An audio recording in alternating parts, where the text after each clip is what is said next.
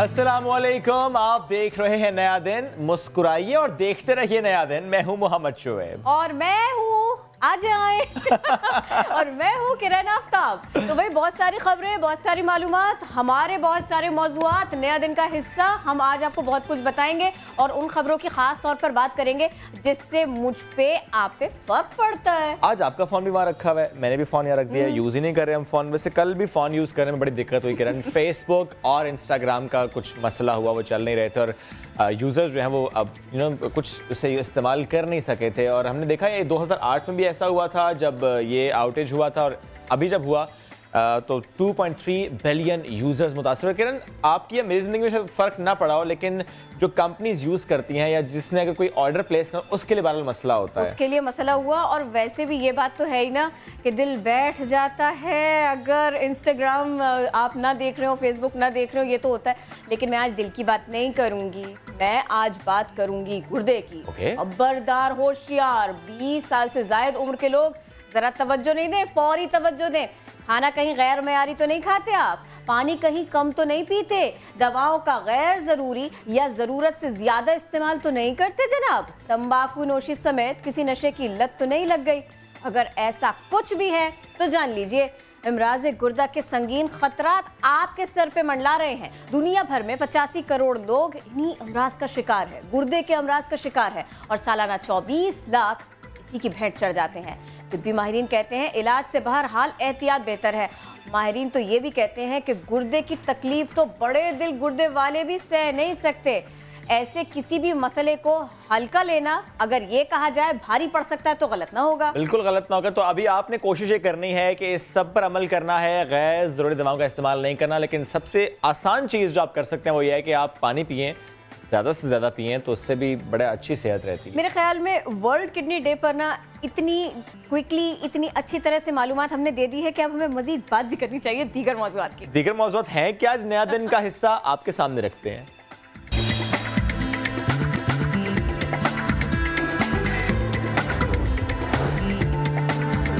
कानून भी मौजूद, सिंध असेंबली से करारदादें भी मंजूर, लेकिन कुछ प्राइवेट स्कूल्स में सिंधी जबान बतौर लाजमी मजमून राइज ना की जा सकी।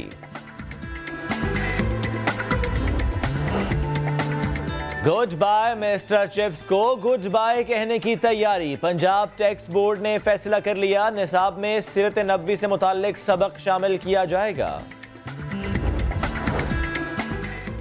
पाकिस्तान दुनिया में दूध प्रोड्यूस करने वाला 7वां बड़ा मुल्क, लेकिन मुल्क में दूध की कीमत दीगर ममालिक के मुकाबले में दुगना ज्यादा है, 2 गुना ज्यादा। ये इसकी वजह और जिम्मेदार कौन, जानिए नया दिन में। छोटी सी उम्र में बड़े बड़े काम, मुल्तान की 13 साल आयशा रऊफ ने अंग्रेजी में नॉवल लिख डाला, खवातीन की बहबूद का मसला उजागर कर दिया।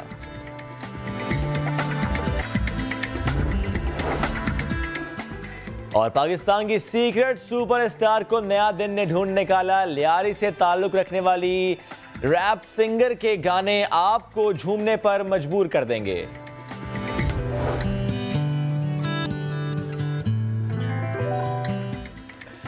तो हेडलाइंस आप जान चुके हैं, जो नया दिन की हेडलाइंस थी, नहीं जिस पर हमने आज इन 2 घंटों में आपसे करनी है बात। लेकिन सबसे पहले तालीम का मसला, बहुत बड़ा मसला है। लेकिन चलिए आज सिर्फ हम सिंधी ज़बान की बात कर लेते हैं, क्योंकि हम देखते हैं कि मुल्की निज़ाम में तालीम वो नताइज हमें दे नहीं रहा जो मुल्क और कौम की ज़रूरत है।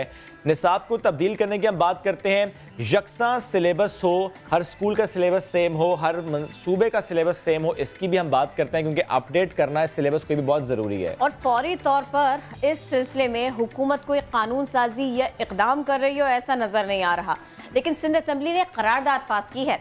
इस करारदाद के मुताबिक सिंधी जबान को प्राइवेट स्कूल्स में लाजमी पढ़ाने का मुतालबा किया गया है। अब यहाँ ये बात काबिल जिक्र है कि ये कोई पहली करारदाद तो नहीं, पहले भी ऐसी कई करारदादें पास हो चुकी, बल्कि सूबे में कानून तो मौजूद है, तालीमी इदारों में सिंधी लाजमी पढ़ाई जाए, ऐसा है। तो यहाँ एक और सवाल ये है कि आज के जदीद दौर में जहाँ दुनिया में नए नए उलूम सिखाए जा रहे हैं, वहाँ सिंध में एक ज़बान सिखाने के लिए इस कदर जोर क्यों दिया जा रहा है, दूसरे मामलात को क्यों नहीं देखा जा रहा।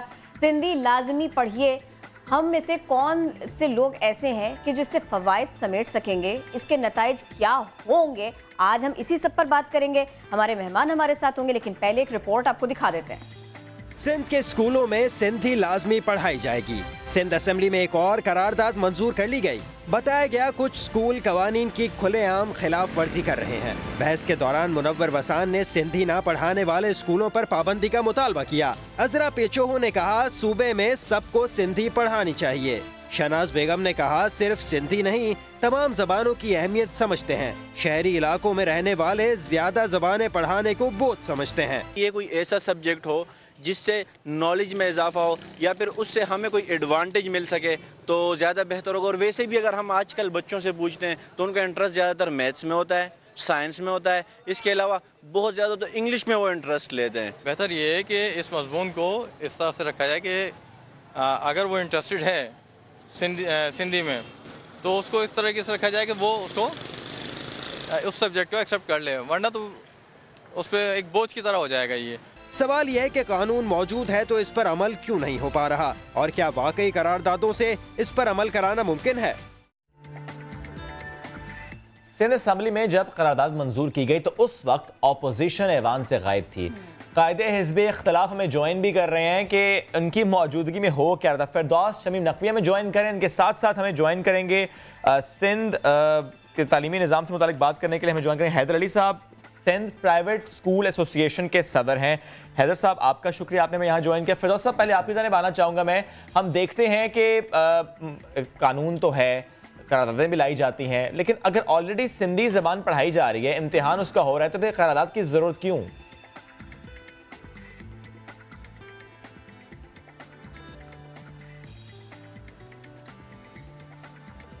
साहब आपको आवाज़ आ रही है? फिरदौस शमीम साहब मुझे आवाज नहीं जो अब आ रही है जी। ये सवाल मुझसे है? जी जी बिल्कुल आपसे। आप ये फरमाइएगा, ये सारा मामला आपकी नजर से गुजरा? जी मेरी नज़र से गुजरा। देखिए मैं बुनियादी तौर पे जो तालीम के असूल है अगर उन पे चला जाए तो बच्चों को तालीम उनकी मादरी ज़बान में देनी चाहिए। बिल्कुल।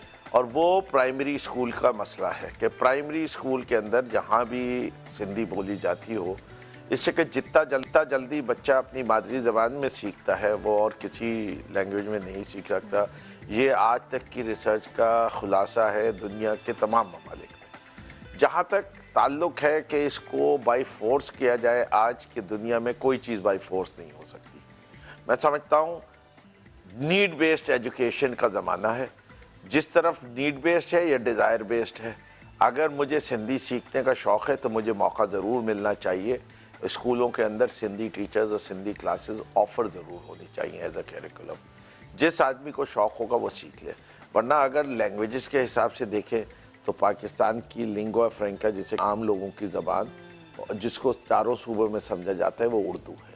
बहुत सारे प्राइवेट स्कूल्स ने उर्दू का भी जो है कलाकामा कर दिया है और उसका कीमा करके पेश कर देते हैं। इसलिए कि आजकल जो हमारे हाई एंड स्कूल्स हैं, रईसों के बच्चे जहाँ पढ़ते हैं, उसमें लगता है कि उर्दू ज़बान या हमारी सकाफती ज़बानें जो हैं उनकी तालीम हासिल करना वो एक कोई जुल्म है या जुर्म है या कोई आपके कम होने की बात है। अच्छा, अब जरा हम वापस आते हैं इसी सिंधी ज़बान को लाजमी क्यों, इसी के ऊपर वापस आते हैं। इतनी अच्छी गुफ्तगू आपने की, अगर आप ऐवान में होते तो ये गुफ्तगू वहाँ हो जाती नहीं? अच्छा नहीं, देखिए अब आपको मेरे पर बड़ी सख्त जिम्मेदारी है इससे कि मैं समझता हूँ और इसका बोझ भी बहुत है कि मुझे एक ऐसी हुकूमत जो पिछले 10 साल से सिंध में है और काम नहीं कर रही और सारे सूबे में और पूरी दुनिया में ये ढोंड मचाई फिरती है कि हमें बार बार इसलिए इलेक्ट किया जाता है कि हम काम बहुत अच्छा कर रहे हैं। और मैं इसके बिल्कुल इसके मुनहरिफ ज़मीनी हक़ाइक़ पाता हूँ। आप शहर अगर कराची में रहती हैं तो कराची की बात कर लेता हूँ, अगर आप अंदरून सिंध भी जाती हैं तो मैं उसके लिहाज से भी बात कर सकता हूँ। जो चीज़ें बुनियादी होती हैं किसी अच्छी हुकूमत की निशानदही करने के लिए वो नज़र नहीं आती। जैसे हर शहरी का ये हक़ है कि वो एक साफ़ सुथरे माहौल में रहे। अगर कूड़ा ही नहीं उठाया जा रहा हो इसके माने कोई ना कोई लेवल ऑफ गवर्नमेंट सही परफॉर्म नहीं करे, चाहे वो लोकल गवर्नमेंट है, चाहे प्रोविंशियल है, चाहे वो नेशनल गवर्नमेंट। क्योंकि ये जिम्मेदारी असूली तौर पे तो लोकल गवर्नमेंट की है, बल्दियाती इदारों की है। फिरदौस साहब, हम हुकूमत पर तनकीद की बात तो भी नहीं कर रहे हैं, हम तो इस वक्त स्पेसिफिकली सिंधी जबान की बात कर रहे हैं। सवाल तो हमारा आपसे ये सर, आप अगर ऐवान में जाते, सर ऐवान में जाते, आपको मुंतखब किया गया, ऐवान में जाए, अपने मौक़िफ़ में आप वहां नहीं जाएंगे तो मामला कैसे चलेंगे? जी जी, मैं आपको उसी पे आ रहा हूँ कि मेरा मौक़िफ़ ये है कि अपोजिशन को अपना काम करने के लिए कुछ हथियार दिए गए हैं पार्लिमानी निज़ाम में, जिसके बगैर वो अपना काम नहीं कर सकते। आप सर्जन को ऑपरेशन थिएटर में उतार दें और उसको उसकी छुरी, कैंची, स्टूचर्स वगैरह ना दें और फिर ये उम्मीद रखें कि वो अच्छी सर्जरी करेगा, तो वो नाम, तो यानी सर्जन बाहर रहे, फिर अंदर ना जाए। इंस्ट्रूमेंट्स ऑफ ऑपरेटिंग नहीं, फिर जब है ही नहीं उसके काम करने का तो वो क्या फायदा? तो इस्तीफा दे दें। सारा सामान चाहिए। हमें ऑपोजिशन इस्तीफा देने को भी तैयार होंगे अगर ये इसी रवैया रहेगा, इसमें कोई मसला नहीं है। इससे कि पार्लिमानी निज़ाम को समझिए। देखिए, आप जो है, मुझे काट तो ज़रूर है, लेकिन मुझे भी आप ही के ज़रिए आवाम को ये समझाना होता है कि ये काम करने के लिए स्टैंडिंग कमेटीज़ की क्या अहमियत है, पब्लिक अकाउंट्स कमेटी की क्या अहमियत है। अगर ये सारी चीज़ें ये गवर्नमेंट क्यों नहीं दे रही है अपोजिशन को, वो इसलिए नहीं दे रही कि वो घबरा रही है। इससे कि उन्हें पता है कि अगर एक अच्छी अपोजिशन जो कि इस वक्त मौजूद है, जो उनका बगल बच्चा नहीं है, हिस्सा नहीं है उनका। आप तो आम आदमी का नुमाइंदा है ना, हम तो आपसे सवाल करेंगे, आपसे पूछेंगे जी। चलिए हमारे तो साथ इसीलिए मैं आपको बताने की कोशिश कर रहा हूँ कि वजूहात क्या बात। ठीक है, इस पे भी बात करते हैं। जरा प्राइवेट स्कूल्स का मसला है, ये भी देख लेते हैं। आप फरमाइएगा हैदर अली साहब, कुछ प्राइवेट स्कूल्स ऐसे भी हैं जहाँ सिंधी पढ़ाई नहीं जा रही, क्या मौक़िफ़ है, क्या आप इस सिलसिले में हमें बताएंगे? बिस्मिल्लाहिर्रहमानिर्रहीम। यहाँ पर किरण बात यह है कि सिंधी ज़ुबान सूबा सिंध में पढ़ाने का कानून भी मौजूद है और इस सिलसिले में गुज़िश्ता अदवार में बहुत सारी करारदादें और बहुत सारे अहकामात जो है वो जारी हो चुके हैं। अभी हाल ही में सितंबर 2018 में जब सिंध असम्बली से एक मरतबा फिर करारदाद मंजूर की गई, तो हमारे director general private institutions Sindh ने एक सर्कुलर जारी किया जिसमें तमाम प्राइवेट स्कूल्स को बशमूल कैम्ब्रिज एग्जामिनेशन सिस्टम को फॉलो करने वाले स्कूल में शामिल थे। माज़ा के साथ जरा कथा कलामी की माज़ा, इस वक्त तर्जुमान दफ्तर ख़ाजा डॉक्टर फैसल वाघा बॉर्डर पर मीडिया ब्रीफिंग दे रहे हैं। नाज़रीन को हम बराह रास्त वहीं ले चलते हैं। 14 मार्च आज का दिन है जी, इंशाल्लाह अभी जा रहे हैं। Continuing with our spirit of constructive engagement and flexibility, and in line with our sincere efforts to de-escalate the situation for regional peace and stability, we decided to agree to the Indian proposal, and that is why we are here today to cross over to the Indian side shortly for what is the first of a series of meetings. We hope that this initiative of the Prime Minister will not only facilitate Sikhs, especially from India, but in the current vitiated situation can be a step forward in the right direction from conflict to cooperation, animosity to peace, and enmity to friendship. पहले भी मैंने कहा था कि एक शजर ऐसा मोहब्बत। करतारपुर राहदारी पर पाक भारत मुज़ाकरात आज हो रहे हैं। डॉक्टर फैसल उसी हवाले से मीडिया से बात कर रहे हैं और वो कह रहे हैं कि 9 से 5 बजे तक मुज़ाकरात जारी रहेंगे और मस्बत पैगाम लेकर जा रहे हैं। तो वापस आते हैं किरण टॉपिक की तरफ, यानी सिंधी ज़बान, जिस पर आप बात भी कर रहे थे हैदर साहब, क्योंकि हम जानना ही चाह रहे हैं कि क्या हुकूमत से राबता आपका हुआ, और जिस हम देखते हैं कि ऑलरेडी अगर स्कूल में पढ़ाई जा रही है सिंधी ज़बान, तो फिर यह कानून साजी की ज़रूरत और फिर इन करारदादों की ज़रूरत क्या है? देखिए शुएब, यहाँ जैसे मैंने आपसे अर्ज़ किया कि सिंध में सिंधी ज़बान पढ़ाए जाने का जो लाजमी कानून है वो मौजूद है, और प्रॉब्लम जो है वो ये है कि एक मैट्रिक निज़ाम सरकारी निज़ाम इम्तिहान और तालीम है, दूसरा कैम्ब्रिज सिस्टम जो है। यहाँ इशू सिर्फ़ और सिर्फ ये आया कि यहाँ तीसरी क्लास से लेकर 8वीं क्लास तक जो है वो सिंधी ज़बान पढ़ाई जानी चाहिए। ये हुकूमत की करारदाद का असल में मकसद भी है और उसका कैम्ब्रिज सिस्टम में भी पढ़ाई जाए जी। लेकिन प्रॉब्लम ये है कि कैम्ब्रिज सिस्टम में जब फाइनल GCE के एग्जामिनेशन होते हैं तो वहाँ सिंधी एग्ज़ाम का, सिंधी ज़बान का कोई ऑप्शन मौजूद नहीं है। कैम्ब्रिज असेसमेंट सिस्टम जो है उसकी बुनियाद इस बात पर रखी गई है कि वहाँ सैकड़ों मज़ामीन जो है वो ऑप्शन के तौर पर मौजूद होते हैं, लेकिन कंट्री के जो बाय लॉ कंपलसरी या मैंडेटरी सब्जेक्ट्स होते हैं वो सिर्फ पढ़ाए जाते हैं। पाकिस्तान में कैम्ब्रिज सिस्टम जो है वो उर्दू, पाकिस्तान स्टडीज़ और इस्लामियात को जो है वो ऑप्शनल सब्जेक्ट्स की लिस्ट में देता है कि उनका लाज़मी देना होता है। लेकिन रीजनल लैंग्वेजेस बहरहाल नहीं होती उसमें। जी, लैंग्वेजेस में तकरीबन 90 से ज़्यादा सिंधी नहीं है, ज़ुबानों का वहाँ ऑप्शन मौजूद है, लेकिन इत्तेफाक से सिंधी नहीं है। अब अगर सिंधी नहीं है तो एक कैम्ब्रिज का स्टूडेंट क्यों पढ़ेगा सिंधी? एक एक्स्ट्रा बर्डन लगेगा उसको। देखिए, ये मामला जो है कैम्ब्रिज सिस्टम जो है वो 10th ग्रेड और 11th ग्रेड के बच्चों को जाके असिस्ट करता है। 8वीं क्लास तक कैम्ब्रिज सिस्टम में भी जो बच्चे मौजूद होते हैं वो सारा नेशनल करिकुलम पढ़ते हैं, सारा वही कौमी निसाब पढ़ते हैं जो मैट्रिक के बच्चे पढ़ रहे होते हैं। रेफरेंस बुक्स उनकी मुख्तलिफ हो सकती हैं। तो यहाँ नुक्ता ये है, समझने की बात यह है कि उन तमाम स्कूलों को भी जो सिंध में कम अज़ कम वाक़ हैं, उनको इस मकामी ज़बान को अगर अहमियत दें और इसको वो समझें तो वो ज़ुबान जो है, जिस तरह मैट्रिक सिस्टम का पढ़ने वाला बच्चा जो है वो सिंधी ज़बान से वाक़फ़ियत हासिल करके सिंधी तहज़ीब को, सिंधी तारीख़ को, सिंधी सकाफ़त को और बहुत सारे दुनिया के जो लिटरेचर मौजूद हैं सिंधी ज़बान में, उन तक पहुँचने की उसको रसाई मिलती है। तो मामला ये नहीं है कि फ़ाइनल एग्ज़ामिनेशन में कैम्ब्रिज के जो है वो ऑप्शनल सब्जेक्ट नहीं है सिंधी का। यहाँ थोड़ी सी गवर्नमेंट भी शायद कंफ्यूज्ड है। अगर वो ब्रिटिश काउंसिल से रब्ता करे और जहाँ दुनिया की 90 ज़बानों का ऑप्शन मौजूद है और सैकड़ों मज़ामीन का ऑप्शन मौजूद है, क्योंकि वहाँ कम अज़ कम मज़ामीन की जो तादाद है वो ओ लेवल्स के लिए 5 मज़मून बच्चे को लेने पड़ते हैं और ए लेवल्स के लिए 3 मज़मून कम अज़ कम दरकार होते हैं।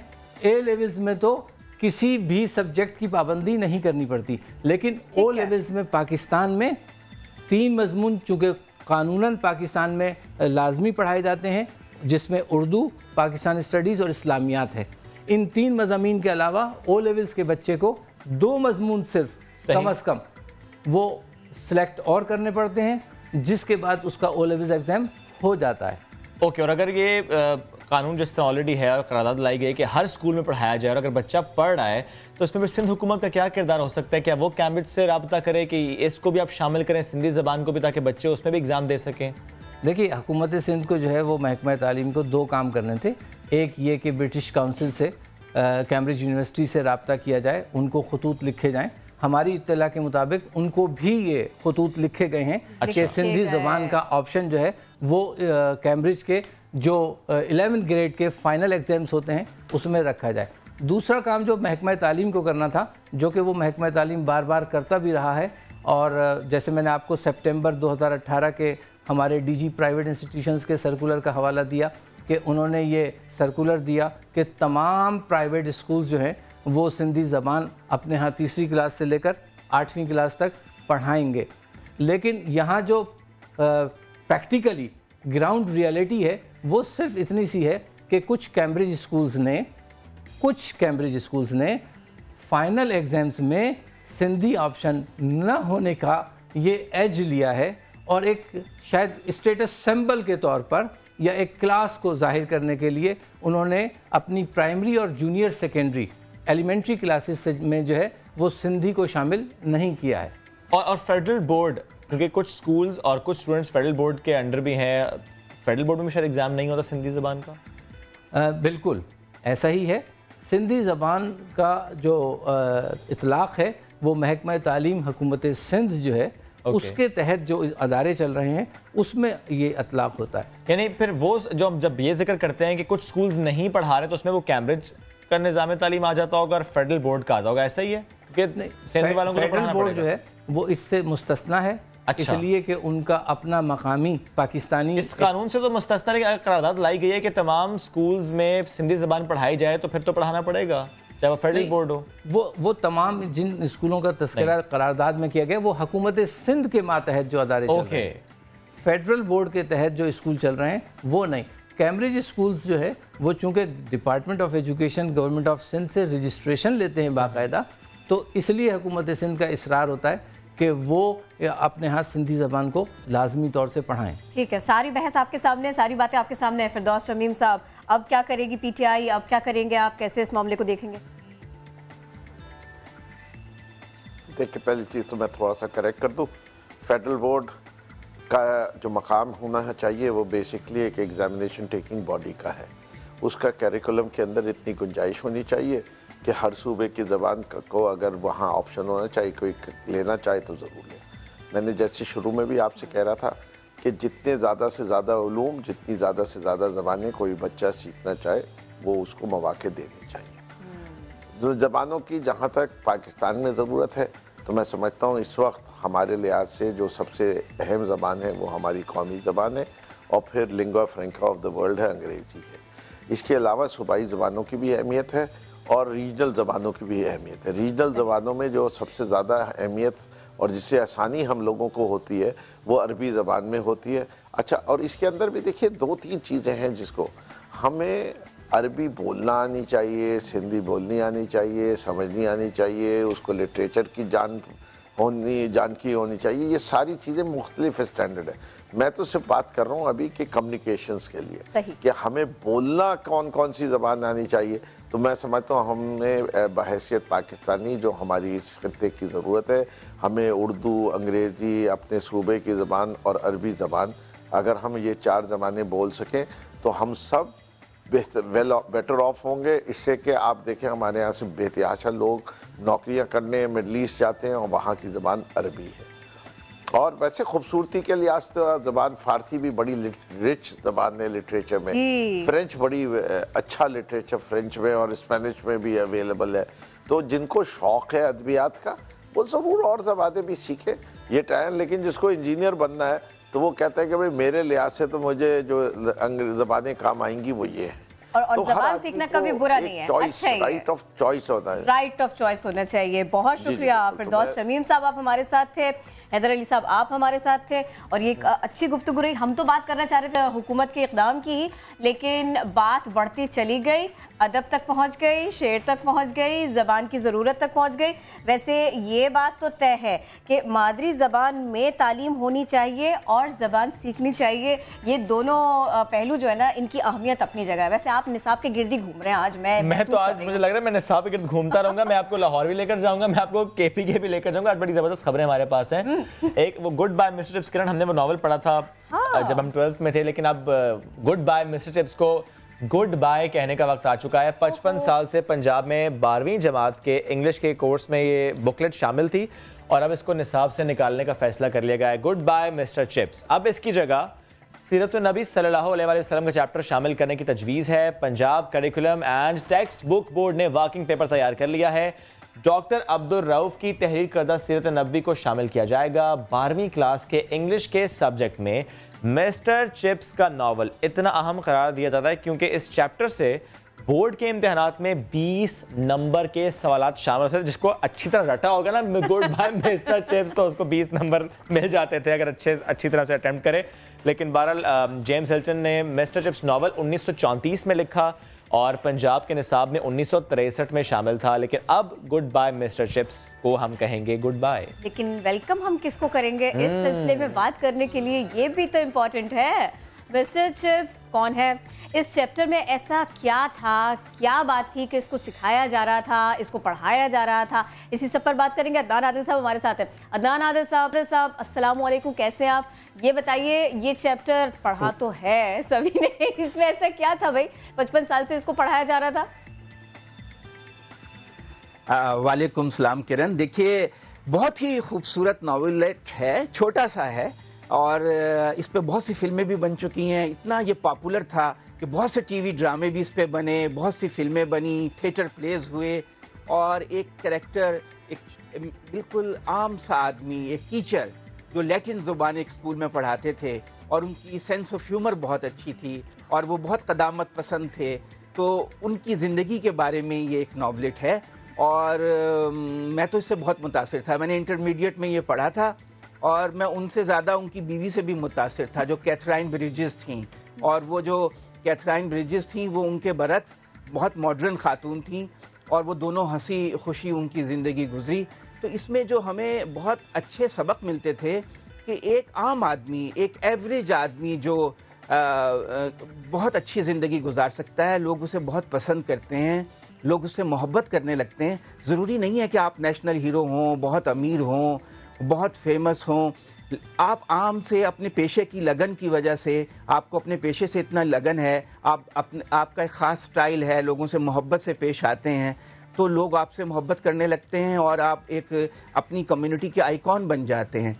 तो एक ऐसा कैरेक्टर है मिस्टर चिप्स का, जिनका असल नाम मिस्टर चिपिंग था, कि वो बहुत पुरसकून आदमी थे और वो राजी बरज़ाए इलाही किस्म के लोग होते हैं ना, एट पीस विद देमसेल्व्स, उस किस्म के आदमी थे वो, कि बिल्कुल कोई उनके ज़िंदगी में बड़े एम्बिशंस नहीं हैं और वो अपने जो टीचिंग का शोबा है उससे बहुत डेडिकेटेड हैं और उनके तालिब इल्म उनसे मोहब्बत करते हैं। उनके कोई औलाद भी नहीं है लेकिन उन्हें कोई गम नहीं है, वो बहुत खुश हैं। वो कहते हैं मेरे हज़ारों बच्चे हैं और सब लड़के हैं, क्योंकि वो लड़कों के स्कूल में पढ़ाते थे। उनसे मुतासिर होना तो बनता है। वो रिटायर, ठीक है, लेकिन ये आप उनकी बेगम से मुतासिर थे।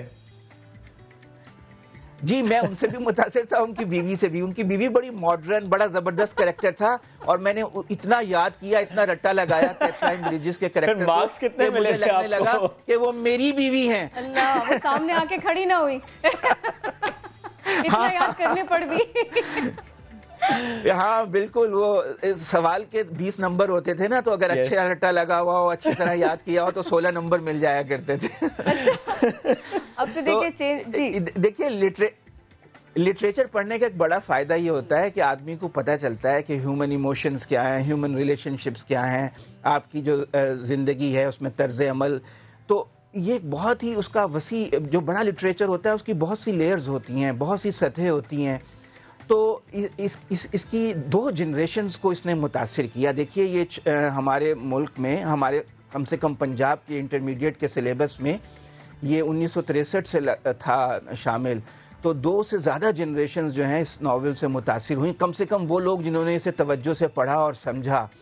अब जो इसकी रिप्लेसमेंट आई है ना, वो भी बहुत अच्छी है, स्टोरीज फ्रॉम प्रॉफिट्स लाइफ, और उसमें एक तरह से पूरी जो बायोग्राफी है हमारे रसूल करीम सल्लल्लाहु अलैहि वसल्लम की, उसको 16 चैप्टर्स में ब्रीफ करके बयान कर दिया गया है कहानी की शक्ल में, ताकि लोगों को, पढ़ने वालों को इंटरेस्टिंग लगे। आपका बचपन कैसा था, फिर आपने बकरियां चराईं, फिर आप गारे हिरा ताजिर बने, हज़रत खदीजा से शादी हुई, गारे हिरा का वाक़या हुआ, मुशरिकीन ने कैसे आपको तंग किया, हिजरत हुई, जंग बदर, ओहद, फ़तेह मक्का, और आपकी ज़िंदगी के जो औसाफ थे, फिर आपका विसाल। तो 16 चैप्टर्स में पूरी उनकी ज़िंदगी को समेट दिया गया है। तो जो लोग ये बुक पढ़ेंगे, बच्चे, उनको एक तरह से रसूल करीम की जो सीरत है उससे आगही हो जाएगी, मोटी मोटी बातें बड़े इंटरेस्टिंग अंदाज में पता चल जाएंगी। लेकिन मेरी ख्वाहिश है कि मिस्टर चिप्स को भी ऑप्शनली पढ़ा दिया जाए, लेकिन पढ़ाया ज़रूर जाए, क्योंकि बेशक उसका इम्तिहान ना लिया जाए। क्योंकि देखिए, जो एक नस्ल दर नस्ल जो चीज़ चलती है तसलसल से, जो अक़दार हम सीखते हैं ऐसी चीज़ों से, ऐसे नावल से, ऐसे पीस ऑफ लिटरेचर से, वो अक़दार बड़ी अहम है कि किस तरह हम अपनी कम्युनिटी की सर्विस करते हैं। जैसे मिस्टर चिपिंग जो थे, वो बहुत डेडिकेटेड थे अपने स्कूल से, और उस स्कूल के बच्चे उनसे बेहद मोहब्बत करते थे, और जब वो बड़े हो जाते थे, बड़े बड़े ओहदों पे फाइज हो जाते कि अगर मिस्टर चिप्स को पढ़ा था तभी मैं इस लायक भी हो गया कि मैंने अपने आसपास, अपने मोहल्ले में, अपने शहर में, अपने मुल्क में बड़ी शख्सियत को पहचानना शुरू किया, क्योंकि वो भी एक किरदार ऐसे ही था कि जिसके पास कोई बड़ा ओहदा नहीं था, जिसके पास बहुत पैसे नहीं थे, लेकिन वो बहुत ख़ास था। क्या उससे ये सीखने को मिला पाकिस्तान के बच्चों को? मैं तो समझता हूँ ज़रूर मिला। खुद मेरी ज़िंदगी पे बहुत असर हुआ। देखिए, मैं 30 साल से सहाफ़ी हूँ, और मुझे जो मिस्टर चिप्स से बात मैंने सीखी कि अपने पेशे से जो लगन है, जो डेडिकेशन है, वो बहुत अहम चीज़ है। वो एज ए टीचर बिल्कुल डेडिकेटेड थे अपने प्रोफेशन से, और मैंने भी अपने प्रोफेशन से 30 साल तक कहीं दाएं बाएं नहीं देखा। अपने प्रोफेशन से मैं डेडिकेटेड रहा। मेरी ज़िंदगी पे तो उसका बहुत असर है, और मेरा ख्याल है और लोगों की ज़िंदगी पे भी होगा। मेरा ख्याल है। अब मुझे एक आधा सवाल और कर लेने दें आप। मेरी खैरियत नहीं पूछते मिस्टर चिप्स की, आप जो है ना वो सारी चीज़ें आपने याद करके रखी हैं। चलिए कोई बात नहीं। अब ये फरमाइएगा, ये जो पाकिस्तानी मुसन्निफीन है इनकी किताबें भी निसाब का हिस्सा बने, इसके फ़वाइद क्या हो सकते हैं? क्या इससे लिखने वालों को मोटिवेशन मिलेगी, उनको भी अच्छा लगेगा, वो मज़ीद अच्छा काम करेंगे?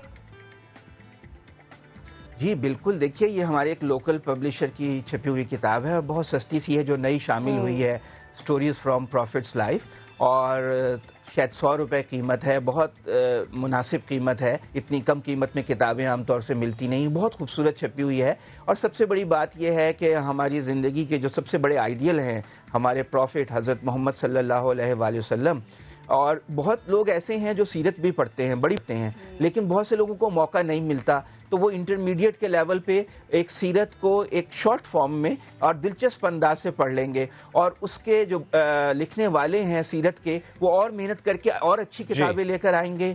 और तो ये तो बहुत ही अच्छी बात है कि जो लोकल ऑथर्स हैं उनके लिए इंकरेजमेंट होगी, और मैं समझता हूँ उनको रॉयल्टी भी मिलनी चाहिए। हमारे मुल्क में इंटेलेक्चुअल प्रॉपर्टी राइट्स जो है ना, उनका बड़ा मसला है। तो जो हमारे मुसन्निफ हैं, बड़े बड़े ऑथर्स हैं, एक और मौजू की तरफ हम जाते जा रहे हैं। लेकिन फिलहाल किरण, जिस तरह अदनान साहब तो जिक्र करते हैं गुड बाय मिस्टर चिप्स को, वो मिस करेंगे अगर नहीं पढ़ाया जाएगा। बहरहाल जो अब नई किताब है उससे बेहतर तो कुछ हो नहीं सकता, क्योंकि हुजूर सल्लल्लाहु अलैहि वसल्लम की ज़िंदगी से सीखने को इतना कुछ मिलता है कि और जब वो पढ़ाया जाएगा हमें, और फिर लोकल मुसन्निफ अगर उनकी किताबें शामिल की जाएंगी तो विच इज़। इस पर स्टूडेंट्स की राय भी हमने किरण हासिल की कि स्टूडेंट्स इस फैसले को किस तरीके से देखते हैं। गुड बाय मिस्टर चिप्स का गुड बाय हो जाना और ये नई बुकलेट का शामिल हो जाना, किस तरह से स्टूडेंट्स इसे वेलकम करें, आपके सामने ये भी रखते हैं। का नॉवल जो मिस्टर चिप्स से रिप्लेस हुआ है सीरतुल नबवी में, ये एक बहुत अच्छा इक़दाम है, और इससे हम सीरतुल नबवी से हम दीनी चीज़ में आजकल की नस्ल का इतना रुझान नहीं है, तो इससे हम काफ़ी कांटेक्ट होता है, इन क्लोज होते हैं हम। अच्छा स्टेप है जो कि ये लोग मिस्टर चिप्स को रिप्लेस करके सीरतुल नबी को लाए। फैसला हुआ है, बहुत खुशाइन है, क्योंकि देखें जी सीरतुल नबी ही पढ़नी चाहिए हमें। वैसे भी हम इतने फ़ॉरेन वो पढ़ चुके हैं और हम अपनी लैंग्वेज से भी दूर होते जा रहे हैं, अपने कल्चर से भी दूर होते जा रहे हैं, तो ये बहुत अच्छा एक फ़ैसला जो इन्होंने किया है, मैं इसको सपोर्ट करता हूँ। हुकूमत ने इक़दाम उठाया है, बहुत अच्छा है। मिस्टर चिप्स को उन्होंने यानी कि कोर्स से बाहर निकाल दिया, इसकी जगह इनको सीरत नबी जो इन्होंने रखी है, इससे हमारी यूथ को बहुत अच्छा यानी कि पता लगेगा कि हजूर पाक की कैसी ज़िंदगी थी। हुकूमत को चाहिए कि वो हमारे जो ऑथर्स हैं उनका जो मटेरियल है वो भी ऐड करें, ताकि हमें अपने ऑथर्स का भी पता चलता रहे और हम उनकी भी ज़िंदगी के बारे में देख सकें। तलबा इस फैसले को वेलकम कह रहे हैं, क्योंकि हुजूर सल्लल्लाहु अलैहि वसल्लम की ज़िंदगी, उनसे सीखने को हमारे पास है बहुत कुछ। तो अब हमें ब्रेक लेनी है। अदनान साहब साथ आप मौजूद थे, बहुत शुक्रिया।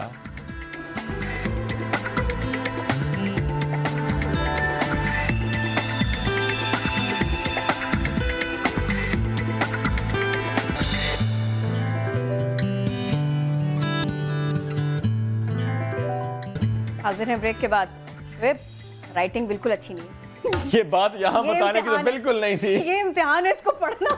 छुपा लो इसको। मेरी राइटिंग अगर बुरी है तो ये मेरा मसला है। नहीं, ये कोई मसला नहीं है। मसला नहीं रहा गंदी राइटिंग। बस इस गंदी राइटिंग को पढ़ना इम्तिहान है, अदरवाइज इम्तिहान में इससे कोई बहुत ज्यादा फर्क पड़ने वाला नहीं है। कोई बात नहीं, अच्छी राइटिंग बुरी है ना मेरी। हाँ, काबिलियत तो है। काबिलियत है, और अगर मैंने मुकाबले का इम्तिहान देना होगा और वो केपी में जाकर देना होगा तो मुझे राइटिंग की अब जरूरत शायद नहीं रहेगी। मैं ये लैपटॉप यूज कर सकता हूँ, मैं टाइपिंग कर लूंगा और मैं मुकाबले का इम्तिहान दे सकता हूँ, क्योंकि ऑनलाइन इम्तिहान लेने की अब तैयारी हो रही है। पब्लिक सर्विस कमीशन के उम्मीदवारों का डाटा महफूज, हाँ बड़ा इम्तिहान है, और इसको डाटा महफूज करने के लिए इम्तिहानात अब बजरिया कंप्यूटर लेने का फैसला किया गया है, जिससे सरकारी जो आसामियाँ आती हैं उनके लिए दरखास्तें, उम्मीदवारों की शॉर्ट लिस्टिंग, शफाफ तरीके से टेस्ट लेना और नो चीटिंग और नताइज मुरतब करने में भी किरण बहुत आसानी होगी। और सबसे मजे की बात है किरण कि हम थक जाते थे अगर इम्तिहान दें अपने मुकाबले का। रोज़ अगर 2 पेपर्स हो रहे हैं, मैं तो CSS की बात कर रहा हूँ, लेकिन ये भी मैं इम्तिहान कुछ ऐसे ही होते हैं। अगर आपको एग्जाम्स देना है, रोज़ देना है और इतना ज़्यादा आपको लिखना है तो इंसान बहुत थक जाता है। इसी तरह कुछ MCQs वाला मामला कुछ हो जाएगा ना, आसानी से हो जाएगी, टिक टिक करते जाओ या वहाँ पर कुछ लिख लो, टाइपिंग कर लो। वाह वाह वाह। तो भाई ये कितना अच्छा मामला है, ये कितनी अच्छी डेवलपमेंट है, और चीटिंग को इससे ख़त्म किया जा सकेगा, क्या कुछ किया जा सकेगा, बहुत सारे पहलू हैं इसके।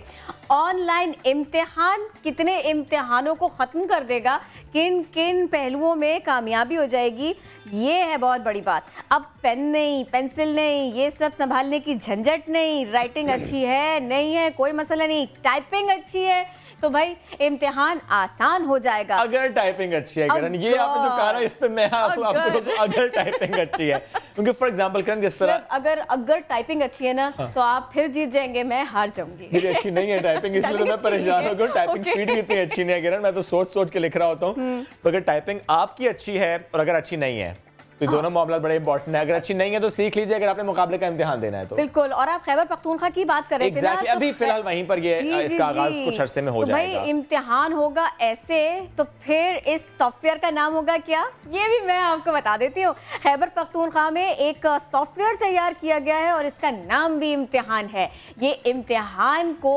इम्तिहान की तैयारी को, उसके तरीके को और उसके नतीजे को बिल्कुल बदल के रख देगा। नताइज कितने ज़्यादा बदलेंगे ये एक अलग बात है। वैसे नताइज, तब्दीली और बिल्कुल भी तब्दीली ना आए।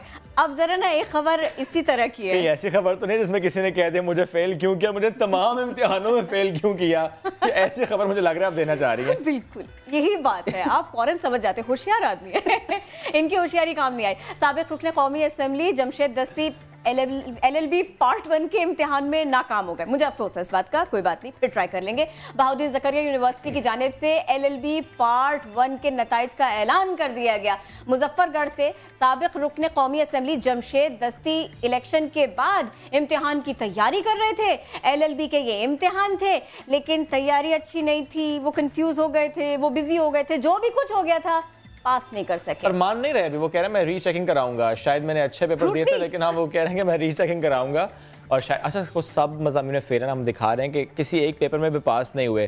चलो अगर अपियर ना होते और फेल होते तो वो तो एक और बहस होती है, लेकिन बहरहाल अपियर हुए थे और फेल तमाम मज़ामीन में हुए। इस वक्त अल्लाह से दुआ मांग रहे होंगे ना कि मैं अल्लाह का शुक्र है मैं जमशेद दस्ती नहीं हुई है। मेरी इस तरह से मेरे मार्क्स जो है ना वो सारी दुनिया के सामने आ रहे हैं, मुझे बताया जा रहा है कि मैं। लेकिन ये मुझे अच्छा लगा कि आपने अफसोस का इजहार किया, अपने साथियों ने कहा कि शायद दोबारा पढ़ लें तो आप पास हो सकते हैं। बहरहाल ये तो हम बात करें इम्तिहानात के हवाले से भी, वो जो अच्छी खबर थी उसमें डिटेल से चलकर बात भी करेंगे। तरीकेकार क्या होगा, सॉफ्टवेयर काम किस तरीके से करेगा। बड़ा प्यारा पिंक कलर आज आपने पहना है। कभी कभी ऐसा हो जाता है। पिंक चूज किया विंटर्स में किरण, क्यों भाई? मुझे लगा कि ये चल रहा है रंग इसी तरह के। सियालकोट में मौसम बदला, पहनावे भी बदल गए। सिर्फ ये पिंक नहीं, बहुत सारे कलर्स देखने को मिले, रंगारंग मलबूसात, इनकी नुमाइश का एहतमाम किया गया। कपड़े हैं जिन्हें पसंद वो यहाँ बढ़ चढ़ कर आई और ऐसा लगा कि जैसे यहाँ सेल लग गई। सेल थी कि नहीं, क्या था यहाँ पर, शहजाद अहमद की रिपोर्ट देखिए। बहार को खुशामदीद, सियालकोट में कपड़ों की नुमाइश पर खवातीन खींची चली आईं। खवातीन के मनपसंद पहनावे लॉन के नित नए डिज़ाइन मुतारफ कराए गए। इतनी अच्छी एग्जीबिशन है, इनके कट्स, इनकी कलेक्शन, इनके colour combinations according to the weather है, बहुत ज़्यादा डिफरेंट है और प्राइसेस वाइज काफ़ी रीजनेबल प्राइसेस है according to the designs. Formal, semi formal और पार्टी वेयर मलबूसात, डिज़ाइनर्स ने अपनी कलेक्शन ऐसे तैयार की कि खवातीन को खूब भाई। वेस्टर्न, ईस्टर्न और according to the season 4 season dresses हम लेके आए हैं और कट्स और फॉल्स में हम लोगों ने बहुत जो है ना काम किया है। डिज़ाइनिंग कमाल, रंग लाजवाब और दाम भी मुनासिब। खवातीन ने तो दिल खोल कर ख़रीदारी की। मौसम की बदलती रुतों के साथ अब पहनावे ही नहीं, इनके डिज़ाइन और रंग भी तेज़ी से तब्दील हो रहे हैं। कैमरामैन आजिक के साथ शहजाद अहमद, समा, सियालकोट। किरण मैं तो यू टर्न लेने लगा हूँ। यू टर्न ले रहे हैं? हाँ। मुझे फैशन के रंगों में उलझा हम वापस इम्तिहान पे लेकर जा रहा हूँ। आपका ये इम्तिहान है। क्या इम्तिहान है? क्योंकि हमने कंप्लीट बात नहीं की थी अभी, हम लोग फौरन ना खवातीन की बात करने लग गए थे और हमने फौरन से जिक्र करना शुरू कर दिया फैशन का। अच्छा लीडर फौरन यू टर्न और थैंक यू सो मच, लेना भी चाहिए यू टर्न। देखें इम्तिहानात है, इम्तिहान में कामयाब भी तो होना ना यार। रास्ता बंद था, यू टर्न ले लिया, इसमें क्या मजायका हो गया। केपी की हम बात करें जनाब, पब्लिक सर्विस कमीशन, इनके ऑनलाइन इम्तिहान के हवाले से हमने कुछ देर पहले आपसे जिक्र किया था। तो ये मामला अब शुरू कब होगा इस पर हमने बात करनी है। मुशीर वज़ीर आला खैबर पख्तूनख्वा बराए IT कामरान बंगेश साहब हमें ज्वाइन कर चुके हैं। कामरान साहब बहुत शुक्रिया। जानना चाह रहे हैं आपसे इस सिस्टम के हवाले से, तैयारी कहाँ तक पहुँच चुकी है और ये सिस्टम, ये सॉफ्टवेयर काम कब से शुरू करेगा, यानी अब जो इम्तिहानात होंगे वो क्या टाइपिंग से इस तरीके से ही होंगे? जी बिस्मिल्लाहिर्रहमानिर्रहीम, आपका शुक्रिया कि आपने मुझे मदऊ किया। ये चूँकि मैं ख़ुद पब्लिक सर्विस कमीशन मैंने लास्ट ईयर क्वालिफाई किया था, 17 स्केल में मैं हो गया था, तो मैंने बड़ा तोरली इसको ऑब्ज़र्व किया है, इस पूरे सिस्टम को, कि इसमें क्या क्या पेन पॉइंट्स हैं, क्या क्या मसाइल हो सकते हैं, होते रहते हैं। इसमें एग्ज़ामिनर्स को भी मसाइल होते हैं, जो टेस्ट देते होते हैं स्टूडेंट्स, उनको भी मुश्किलात पेश आती हैं। तो इसका हमने एक कॉम्प्रिहेंसिव सिस्टम डेवलप किया है इन लास्ट 6 मंथ्स इम्तिहान के नाम से। इसमें हमने पब्लिक सर्विस कमीशन के जो एग्ज़ामिनर्स हैं, उनका जो अमला है, उनको भी हमने अपने साथ इन्वॉल्व किया और बड़ा थोरोली एक कॉम्प्रिहेंसिव सिस्टम हमने डेवलप किया कंप्यूटर बेस्ड टेस्टिंग का। CBT जो है वो डेवलप्ड कंट्रीज़ में कंप्यूटर बेस्ड टेस्टिंग होती है इस तरह की रिक्रूटमेंट के लिए या कम्पिटिटिव एग्ज़ाम्स जो होते हैं। तो हमने उनके साथ बड़ा तकरीबन 6 महीने का टाइम हमने गुजारा। ये सिस्टम अब डेवलप हो चुका है। Recently chairman public service commission के साथ एक तफसीली मुलाकात हुई। कुछ रूल्स में, कुछ पॉलिसीज़ में उनकी अमेंडमेंट ज़रूरी है, जिसके लिए एक प्रोसेस के तहत वो कैबिनेट के पास आएगा। बट वो सिस्टम जो है वो हमने मॉक एक्सरसाइजेस भी उसके ऊपर की है, स्टूडेंट्स को भी हमने उसमें इन्वॉल्व किया है। तो ये अब इस काबिल है कि इसको हम इम्प्लीमेंट कर लें, बट उसके लिए जो रिक्वायरमेंट्स है वो हम पूरी कर रहे हैं और इंशाल्लाह बहुत जल्द इसको हम कंप्यूटर बेस्ड टेस्टिंग पे ले आएंगे। अच्छा, इम्तिहान तो हो जाएंगे, नताइज भी जल्दी आएंगे पहले की निस्बत? यकीनन इसके बहुत ज़्यादा फ़वाइद हो सकते हैं इस सिस्टम के। एक तो रिज़ल्ट्स बहुत जल्दी आना शुरू हो जाएंगे। एक जो इम्तिहानी हाल्स हैं उसमें ट्रांसपेरेंसी या रिज़ल्ट्स में ज़्यादातर जो पब्लिक सर्विस कमीशन के मसाइल हैं वो जुडिशल हैं, उन अदालतों में उनको सामना करना पड़ता है। जिन बच्चों के रिज़ल्ट्स में कोई खामी हो या कोई कमी हो या उनके मार्क्स कम आ जाएँ तो वो अदालतों में चले जाते हैं। इस पूरे जो पेन पॉइंट्स हैं पब्लिक सर्विस कमीशन के, उनको कैटर करने के लिए इस सिस्टम में इस तरह के रिज़ल्ट्स जल्दी आना या क्वेश्चंस को जो है वो अच्छे तरीके से कैटेगराइज करना, वो सारी चीज़ें हमने उसमें रखी हुई। और शफाफियत को कैसे आप देखेंगे कि घर बैठे अगर एक शख्स पेपर दे रहा है या कोई दूर दराज इलाके से जिसने आना है, शायद इंटरनेट फैसिलिटी नहीं होगी, शायद सिस्टम नहीं होगा, उसको भी मुश्किलात होंगी, तो इस सबको किस तरह से देखेंगे?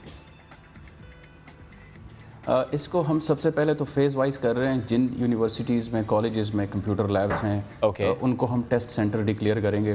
दूसरा, इसकी जो खासियत है वो ये है कि अगर 100 स्टूडेंट्स एक ही रो में बैठे हुए हैं तो उनके हर स्टूडेंट का डिफरेंट पेपर होगा। सिर्फ वो कैटेगराइजेशन जो है उनका मतलब 4 या 5 कैटेगरीज़ में जो क्वेश्चंस होंगे, एक्सट्रीमली डिफ़िकल्ट, नॉर्मल या इजी, उनको हम ऐसे कैटेगराइज करेंगे कि एक स्टूडेंट का दूसरे स्टूडेंट से पेपर भी मुख्तलिफ हो, ट्रांसपेरेंसी भी आए। और घर बैठे तो बिल्कुल एग्ज़ाम ये नेक्स्ट फेज़ में हो सकता है, लेकिन इस फेज़ में होंगे एग्ज़ाम जो है वो टेस्ट सेंटर्स में ही होंगे, बट ऑब्वियसली इसमें ट्रांसपेरेंसी बहुत ओके, यानी अभी टेस्ट सेंटर्स में होंगे, अभी घर में बहरहाल अभी नहीं हो सकते। ये फेज़ 1 है। आप साथ मौजूद थे कामरान बंगिश साहब, बहुत शुक्रिया। और जिस तरह पे अभी बस इस फेज़ में है कि अब देखा जा रहा है कि जल्द से जल्द इस पर इम्प्लीमेंटेशन हो, और हमने शामिल करने हैं बहुत से मौज़ूआत, लेकिन ब्रेक के बाद।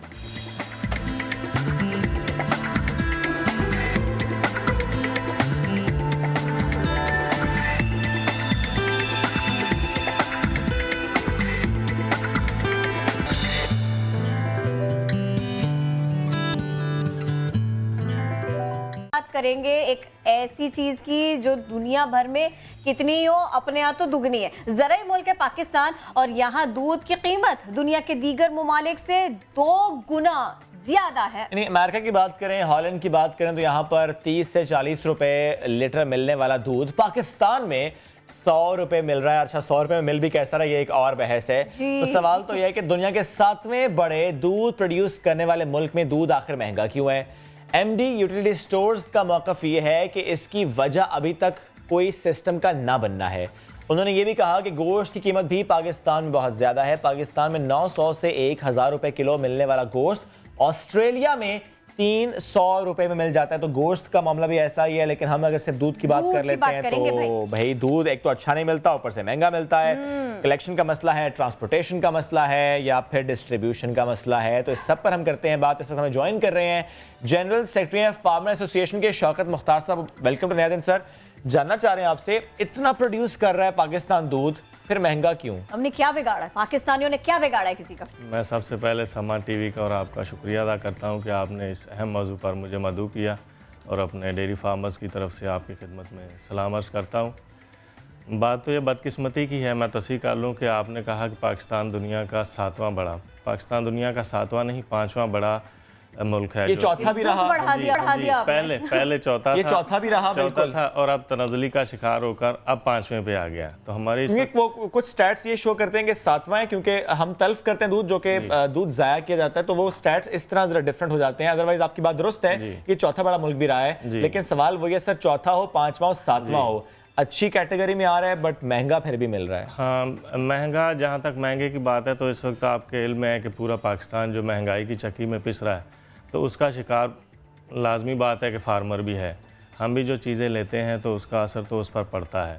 अब आप भैंस की कीमत ले लें, चारे की कीमत ले लें, तो अगर मैं आपको पिछले साल के फिगर्स बताऊं और आज के फिगर बताऊं तो आप भी परेशान हो जाएंगे कि दूध तो बहुत सस्ता है। मिसाल के तौर पे कि लास्ट ईयर अप्रैल 2018 में हमारा जो लास्ट टाइम नोटिफिकेशन कराची के लिए हुआ था वो 94 रुपीज़ का था। सही। और उस वक्त चारे की एक अहम कंपोनेंट है जिसे भूसा कहते हैं, व्हीट स्ट्रॉ इंग्लिश में कहते हैं, वो जानवर की बुनियादी खुराक है। तो उस कॉस्टिंग में उसकी कीमत 370 रुपये फ़ी 40 kg रखी गई थी, यानी जो चल रही थी उस सर्वे के मुताबिक फिर आगे कॉस्टिंग होती है, पूरा एक सिस्टम होता है कमिश्नर कराची के साथ मिलकर। लेकिन आज उसकी कीमत 900 रुपये फ़ी 40 kg है। सही। अब आप अंदाज़ा कर सकते हैं कि कहाँ 370 रुपये और कहाँ 900 रुपये। तो खाली जो एक कंपोनेंट है उसकी कीमत बढ़ने से इस वक्त जो दूध की जो पर लीटर कॉस्ट है उस पर तकरीबन 10 से 12 रुपये का इंक्रीज़ आया है। लेकिन आप खुशकिस्मत है कराची वाले के दूध उसी कीमत पर आपको आज भी दस्तयाब है जो गवर्नमेंट का नोटिफाइड रेट है। तो असल चीज़ ये है कि चीज़ों को चेक करना पड़ेगा कि इस वक्त आपने जैसे कैसे मुमकिन हो पाएगा, क्योंकि इससे पहले हम जब बात कर रहे थे तो एमडी यूटिलिटी स्टोर्स ने कहा कि कोई सिस्टम ही नहीं। अब इतनी बारीकियां हैं, इतनी सारी आपके पास मालूमात है, ये किस तरह की बात हुई कि सिस्टम कोई नहीं और इसीलिए ये सब कुछ हो रहा है? सिस्टम ऐसा है कि जैसे आपको मैंने अर्ज़ किया कि जो इस वक्त जानवर की बुनियादी खुराक है, हमें उन चीज़ों को चेक करना पड़ेगा गवर्नमेंट ऑफ पाकिस्तान को या जो आपकी प्रोविंशियल गवर्नमेंट्स हैं कि जो जानवरों की खुराक है, सिर्फ खुराक जी खुराक बहुत इसमें मैटर करती है। कलेक्शन का जो मेथड है वो सही है? वो कलेक्शन तो इस वक्त जो कराची के अंदर जो आपको ताज़ा दूध मिल रहा है ये तो पूरे पाकिस्तान में बल्कि पूरी दुनिया में इसकी एग्जांपल नहीं मिलती कि विद इन 2 और 3 आवर्स आप फार्म से लेकर और एंड यूज़र तक पहुंचा देते हैं, मतलब बगैर कोल्ड चेन के। ये पूरी दुनिया में इसकी एग्जांपल नहीं है। रोज़ का 50 लाख लीटर्स दूध जो है वो कराची को सप्लाई हो रहा है। इन कराची के अंदर जो कलेक्शन हो, डिस्ट्रीब्यूशन हो या ट्रांसपोर्टेशन हो, वो मामला कराची की हद तक बिल्कुल सही है, हद तक बहुत ज़बरदस्त है, मतलब बेहतरीन सिस्टम है। लेकिन ज़रूरत इस बात की है कि जैसे इस वक्त हमारे यहाँ पूरे मुल्क में जो जानवरों की तादाद है वो, और उसके बाद जब उसकी खुराक को हम देखते हैं तो वो बहुत मैटर करती है। खुराक महंगी है, दूध इसलिए महंगा है? दूध इसलिए महंगा है कि क्योंकि जानवरों को संभालना महंगा है। जो फार्मर है वो उसकी दस्तरस से बाहर हो गया, कॉस्ट ज़्यादा आ रही है, उसकी कॉस्ट बहुत हाई हो गई है। मिसाल के तौर पर ये जो चीज़ें, अब उसमें डॉलर का भी इफेक्ट लाजमी है। अब अक्सर लोग कहते हैं कि जी भैंस और डॉलर खाती है, भैंस और डॉलर का क्या, तो ये बड़ी इंटरेस्टिंग बात है। लेकिन मैं आपको बताऊं कि बहुत सारी चीज़ें ऐसी हैं जो एक्सप्लेन कर दें ये भैंस और डॉलर बराबर, मतलब ये उसमें ऐसा है कि जो बहुत सारी खुराक की जो चीज़ें हैं वो बाहर से हम इंपोर्ट कर रहे हैं इस वक्त। मसलन उसमें है पाम कर्नल केक है, उसमें सोयाबीन मील है। ये पाकिस्तान में नहीं मिलता? ये पाकिस्तान में नहीं है। अच्छा। ये बाहर से आती हैं। और इसके अलावा जो दालें हैं, उनके छिलके हैं, वो बाहर से यहाँ हम इंपोर्ट करते हैं। अब आपको पता है कि इंपोर्ट ड्यूटी भी बढ़ी हुई है, तो उसकी वजह से इसका अफेक्ट इसके ऊपर आता है। मिसाल के तौर पे हमारे पाम कर्नल केक होता था, उसकी कीमत 900 साढ़े 900 रुपये पर 50 kg होती थी। लेकिन जब से ये डॉलर बढ़ा है 140 रुपीज़ पे गया, उसकी कीमत अब 1250 रुपये पर 50 kg। ज़राई मुल्क होने के बावजूद इस सूरत हाल से गुज़ार है। उसमें यह है कि हमारे यहाँ कोई पॉलिसी नहीं है। असल जैसे आप अगर एग्रीकल्चर सेक्टर को स्टडी करते हैं तो हमारे एग्रीकल्चर जो नेशनल जीडीपी में इसका शेयर है वो तकरीबन 11% तकरीबन है। उसमें आप सुनकर हैरान होंगे कि जो 11% जो शेयर है नेशनल जीडीपी में, उसमें आगे फिर 2 सेक्टर आ जाते हैं, यानी कि लाइव स्टॉक एंड क्रॉप्स। सही। Dairy and live stock. अब आप हैरान होंगे कि डेयरी एंड लाइव स्टॉक का जो शेयर है वो क्रॉप सेक्टर से बड़ा है। सही। यानी 53% लाइव स्टॉक सेक्टर हमारा है और 47% क्रॉप सेक्टर है। ठीक है, ये फिगर्स ठीक, लेकिन अगर हम फिर दोबारा उसी नुक्ते पे आए कि दूध महंगा क्यों, आपने जिक्र किया डॉलर महंगा है, आप कहते हैं भूसा महंगा है, आप कहते हैं हमें चीजें बाहर से इंपोर्ट करनी पड़ती हैं तो इसलिए महंगा है, लेकिन जब आपको पता है ये मसले हैं, इन मसलों के साथ ही बहरहाल आपने चलना है। अफज़ाइश नस्ल के लिए हमारे फार्मर्स हमारे वो क्या कर रहे हैं जो कि डेयरी फार्म्स चला रहे हैं, साथ साथ हुकूमत क्या इस पर ताबन करती है कि जिस तरह साहिवाल नस्ल के जो जानवर हैं वो बहुत अच्छे होते हैं, प्रोडक्शन ज़्यादा होती है, तो कराची के जानवर क्या मीट करते हैं उस स्टैंडर्ड को? बिल्कुल, हम ज़ाहिर है पूरे पाकिस्तान से जानवर लेकर आते हैं। कराची के अंदर तो आपको पता है कि विद इन द सिटी तो यहाँ कोई ऐसे ज़रूरी ज़मीनें नहीं है, ना यहाँ से जानवर मिलते हैं। तो कराची के अंदर तो आपने खाली फार्म बना दिए इन 10 लाख जानवरों के लिए, बाकी हर चीज़ आप बाहर से ला रहे हैं। बाहर से मुराद है कि इंटीरियर सिंध, पंजाब, बलोचिस्तान, यानी पूरे मुल्क से एक्टिविटी हो रही, कहीं से भैंसें आ रही हैं, कहीं से भूसा आ रहा है, कहीं से खुराक आ रही है। वो सही, लेकिन प्रोडक्शन बढ़ जाए क्योंकि जाहिर बात है कंजम्पशन ज़्यादा है। बिल्कुल, आपकी बात दुरुस्त है। जैसे कि मैं आपको अगर इंटरनेशनल आप उसमें सिनारियो में जाएं, जैसे कि अमेरिका इस वक्त दुनिया में मिल्क प्रोडक्शन में पहले नंबर पर है, अब उसके जानवरों की तादाद आप देखेंगे तो बहुत आपको अजीब फील होगा कि ये क्या बात आप कर रहे हैं। तो हमारे जब जानवरों की तादाद आप देखेंगे तो बहुत ज़्यादा है, यानी इस वक्त जो लार्ज एनिमल हमारे पास इस वक्त मुल्क में मौजूद है, जो हमारा फ्रेश सेंसस हुआ है, उसमें तकरीबन 44 मिलियन गाय हैं और 37 मिलियन भैंसें हैं, यानी 81 मिलियन जानवर हमारे पास लार्ज एनिमल हैं। 37 मिलियन और भैंसें और ज़्यादा जो शेयर है दूध का वो तो फिर भी भैंसों से ही है, उसमें भैंसों का शेयर ज़्यादा आ रहा है। हालांकि भैंसें कम है, भैंसें कम है, लेकिन वो शेयर ज़्यादा दे रहे हैं, तकरीबन 70%। तो हमारी जो टोटल प्रोडक्शन है वो तकरीबन 50 million metric ton per day है पूरे मुल्क की। तो जब आप अमेरिका को देखते हैं तो उनके जो बहुत कम है, उनके लेकिन उनके प्रोडक्शन ज़्यादा है, प्रोडक्शन ज़्यादा है। क्यों नहीं सीख रहे फिर प्रोडक्शन हम ज़्यादा बढ़ा क्यों नहीं रहे? उसमें ऐसा है कि इसमें गवर्नमेंट को इनिशिएटिव लेना पड़ेगा। सर सब चीज़ें गवर्नमेंट, उस ब्रीडिंग का इशू है ना जी, ब्रीडिंग और रिसाइकलिंग है। जब तक गवर्नमेंट लेवल पर आप उसको ब्रीडिंग के असूल नहीं बनाएंगे, लोगों को एजुकेट नहीं करेंगे, उसके बाद फिर एक पूरा प्रोसेस होता है, सीमेन आप जो है वो अवेल कराते हैं, अवेलेबल हों तो फिर आगे फार्मर उसकी तरफ जाए। लेकिन हमारे यहाँ जो भैंस है, अब भैंस इंडिजिनस ब्रीड है, ये बहुत अच्छी ब्रीड है, यानी कि इंडिया और पाकिस्तान में ये मौजूद है। इसका गोश्त अच्छा है, इसका दूध बहुत अच्छा है, इसकी न्यूट्रिएंट वैल्यू बहुत हाई है। मतलब हम लकी, तो मुद्दा वहीं पर है, महंगा है। महंगा ऐसे है कि महंगा जब तक, अब भैंस की कीमत आप देख लें, भैंस की कीमत पहले 1,40,45,000 रुपये होती थी, आज करंट जो कॉस्ट है वो 2 लाख को क्रॉस कर चुकी है।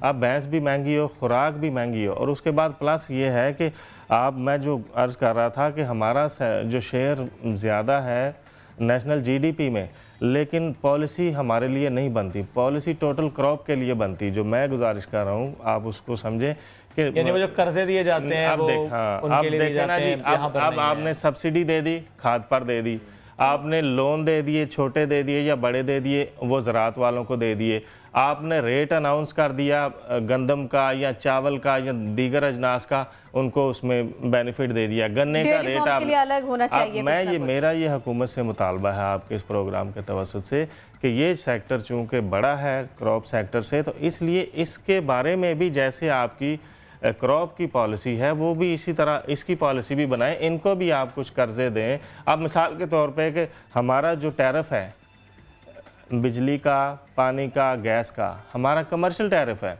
अब देखें एग्रीकल्चर मुल्क है, एग्रीकल्चर एक्टिविटी है, और आपका टैरिफ जो है वो कमर्शियल है। अब फार्मर यहाँ कराची का फार्मर वो कमर्शियल टैरिफ दे रहा है, मतलब उसका बिल भी कमर्शियल है, गैस भी कमर्शियल है, इवन के पानी भी कमर्शियल है। इसीलिए आप मजबूर हैं ये मुतालबा करने पर। अब जरा ना एक आम आदमी के सवाल का जवाब दीजिएगा।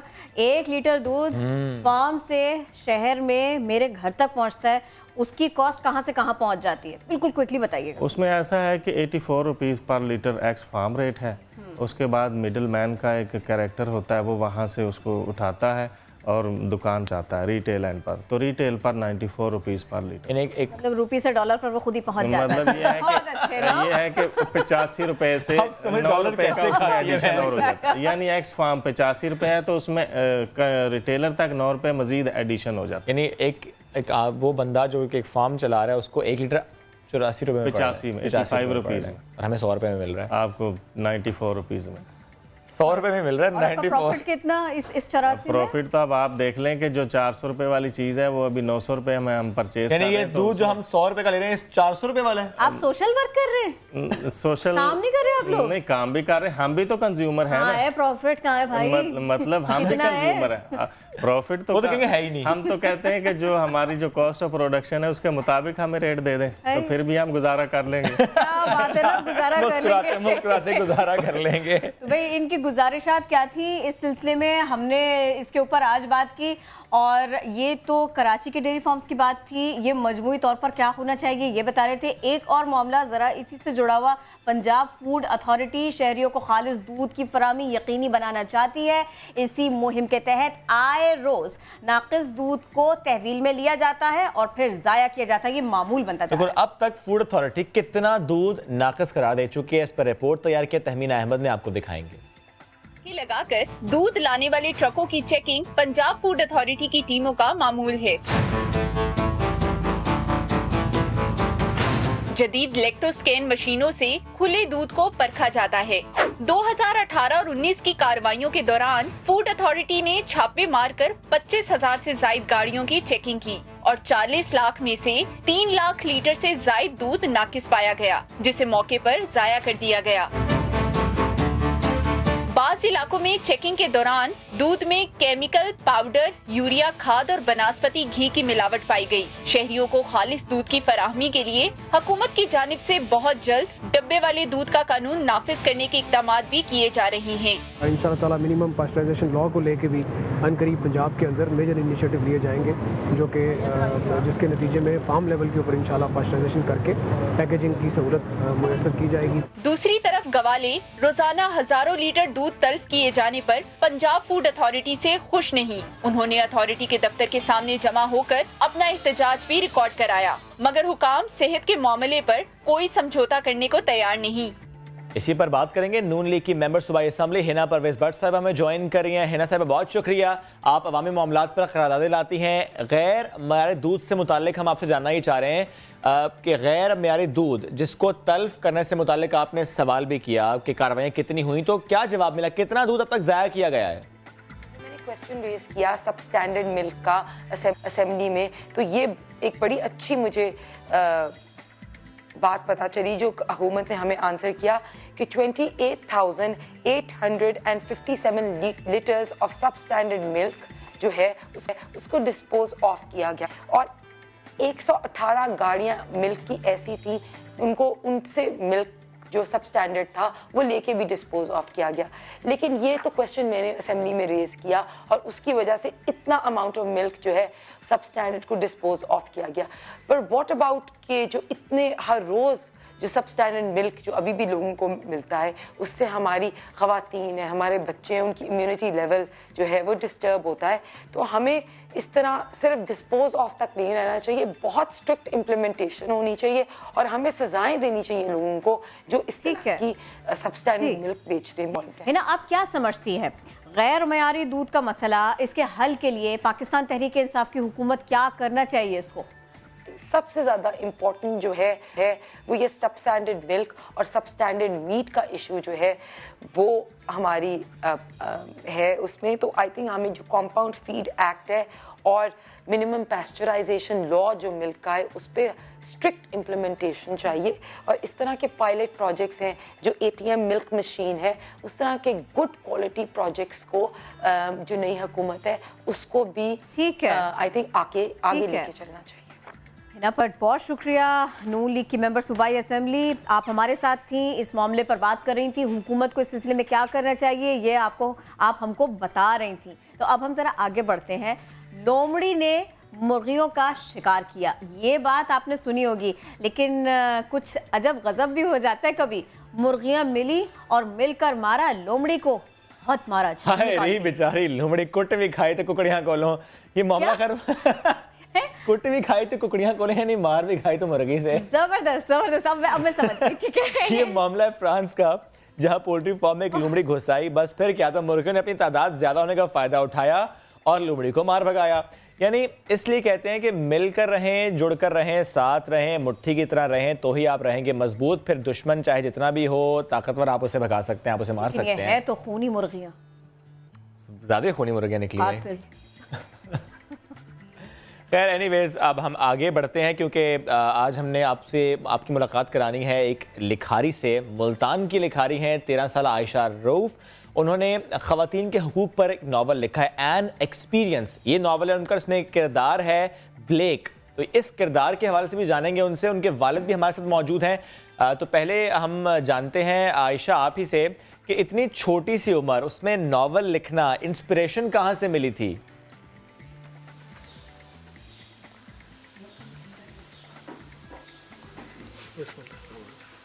आयशा रऊफ, आपको आवाज़ आ रही है? जी। जानना चाह रहे हैं आपसे आयशा, इतनी सी उम्र में नावल लिखना, एक तो नावल के हवाले से भी थोड़ा ब्रीफ कर दें। ये ब्लेक किरदार है क्या, ये नावल किस बारे में है और इंस्पिरेशन कहाँ से मिली थी नावल लिखने की? बिस्मिल्लाहिर्रहमानिर्रहीम। मैंने एक नावल लिखी है, एन एक्सपीरियंस। उसमें कैरेक्टर है ब्लेक, जो मैंने सोसाइटी से इंस्पायर होकर लिखी है। ब्लेक जो है वो अपने पैरों पे खड़े होने की कोशिश करती है, और मैंने ये दिखाया है कि सोसाइटी का बिहेवियर कैसे होता है, कि अगर कोई वुमेन कुछ करना चाह रही हो तो वो किस तरह से अपनी बात मनवाना चाहते हैं, जुल्म सब कुछ करते हैं। इस बुक की इंस्पिरेशन जो मुझे मिली है वो मेरा अपना एक्सपीरियंस है कि मैंने इस तरह के लोगों को देखा है। आपका अपना मैंने सोसाइटी को ऑब्जर्व किया है। आयशा, आपका अपना एक्सपीरियंस, इतनी सी उम्र में experience, I would like to know क्या एक्सपीरियंस था? मेरे एक्सपीरियंस में मतलब मैंने ऑब्जर्व किया ये सब कुछ। ओके। कि that when I wanted to do something, कैसे मेरे जो रिलेटिव्स हैं, मेरी जो सोसाइटी है, वो किस तरह से मेरे बाबा को प्रेशराइज करते थे कि इसको इस तरह से ना करने दो, ऐसे ना करने दो। लेकिन मेरे बाबा ने वही किया जो वो करना चाहते थे और जो मेरे लिए बेहतर था, और उनका साथ हमेशा रहा। मैंने अभी जो हमारे पास थोड़ी सी आपकी वीडियो थी, थोड़ी सी फुटेज थी, मैंने देखा आपकी राइटिंग टेबल है, क्या कलर है इसका, और ये भी सोच समझ के कुछ किया आपने कि भाई मुझे अब रीडिंग करनी है या मुझे अब राइटिंग करनी है, तो मुझे इसके लिए ना अतराफ में माहौल भी अपने हिसाब से चाहिए। अब्बू ने इसमें भी मदद की, उन्होंने वहाँ पर भी आपकी बात रखी। जी, रीडिंग जो है ना वो कभी भी किसी प्रॉब्लम का हल नहीं होगा कि आप दूसरे राइटर्स का काम पढ़ें, आप उनसे इंस्पायर हों, लेकिन वो सोल्यूशन नहीं है आपकी प्रॉब्लम का। आप जब खुद लिखें, आप खुद अपने थॉट्स को एक्सप्रेस करें, वो एक सोल्यूशन है। और मैंने यही किया है। मैं जिस तरह से लोगों को देखा, सोसाइटी को देखा, जो रूरल एरियाज़ में लोग रहते हैं, वो अपनी डॉटर्स को एजुकेट करने के लिए इतना ज़्यादा इंथुजियास्टिक नहीं होते। मैंने ये ऑब्जर्व किया और इस सब क्वेश्चन टाइप निकाल के, सोल्यूशन तो नहीं, मैंने अपने थॉट्स को एक्सप्रेस करके एक नॉवलेट लिखा, आयशा। An experience. ये जो आपका नॉवेल है और ये जो आपका एक्सपीरियंस है, ये दूसरों पर बीती थी जो कहानी उसी के गिर्द घूमता है, आपके ज़ाती एक्सपीरियंस भी इसमें शामिल है, वो अगर आप हमें थोड़े से बता सकें। आपने क्या देखा तो ये सब महसूस किया, ऐसा पूछना चाह रही हूँ मैं। ओके, ये मेरा कोई पर्सनल एक्सपीरियंस नहीं है, मैंने बस ये ऑब्जर्व किया ये सब। और उसी को मैंने एक फिक्शन स्टोरी का शेप दिया कि जब कोई वुमेन कुछ करने की कोशिश करती है, वुमेन या लड़की, तो जेंडर डिस्क्रिमिनेशन होता है और उसे कैसे सोसाइटी बस अपने कंट्रोल में रखने की कोशिश करते हैं। और ब्लेक जो है उसने यही किया। उसके जो सोसाइटी के लोग हैं उन्होंने कैसे उसके पेरेंट्स का मर्डर किया, उसके बाद उसके ब्रदर्स का मर्डर किया, लेकिन उसने कभी हिम्मत नहीं हारी। मैं यही जो है मैसेज सबको कन्वे करना चाहती हूँ कि कुछ भी हो, आपने दूसरों को नहीं देखना, आपने वो करना है जो आप करना चाहते हो। आप हर मुश्किल से निकलो और फिर हर कोई आपकी इज्जत करेगा। मैं आपके वालिद से भी बात करना चाहती हूँ, उनसे भी मैं बात करना चाहती हूँ। सर, आप बताइएगा, आयशा के सारे सफ़र में नॉवेल लिखने तक आप उसके साथ रहे, किस तरह से आप मोटिवेट करते आए, और कोई आपके अपने प्रॉब्लम्स थे ऐसे जिनके बारे में भी आयशा सोचती रही और लिखती रही?